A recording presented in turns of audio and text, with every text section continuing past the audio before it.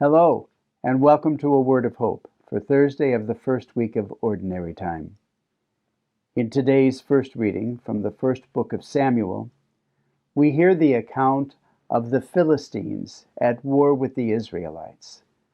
And we hear in the beginning at first that the Philistines won their first battle and killed like 4,000 Israelite soldiers. The story goes on to say that the Israelites decided that they would take the Ark of the Covenant with them into battle. They would take God with them into battle so that they could defeat the Philistines.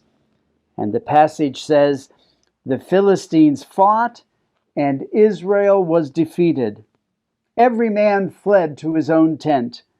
It was a disastrous defeat in which Israel lost 30,000 foot soldiers. The ark of God was captured, and Eli's two sons, Hophni and Phinehas, were among the dead. So there were no longer even any priests of the temple to serve the Israelites. The Israelites thought if they took the ark of God into battle with them, they would surely win. I don't think God has anything to do with battle. I don't think God has anything to do with war. And this Old Testament reading sort of gives credence to that way of thinking and that way of belief. I'm struck by that as you see countries continue to build up for war, as you see Russian troops all amassing on the border with Ukraine.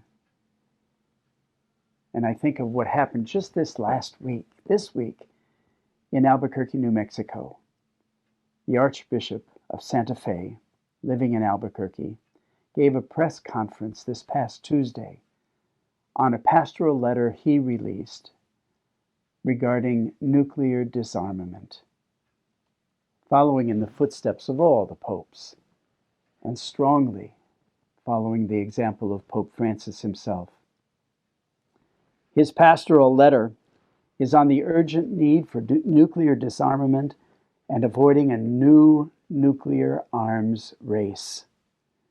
He says the Archdiocese of Santa Fe has a special role to play in advocating for nuclear disarmament, given the presence of two nuclear weapons laboratories and the United States of America's largest repository of warheads located within its boundaries. He goes on to invite us to have a conversation together about what it means to follow the risen, non-violent Jesus who calls us to be peacemakers and to put down the sword. How courageous, how prophetic. Today's first reading invites you and I to be courageous and prophetic in any and every way that we can. God bless you.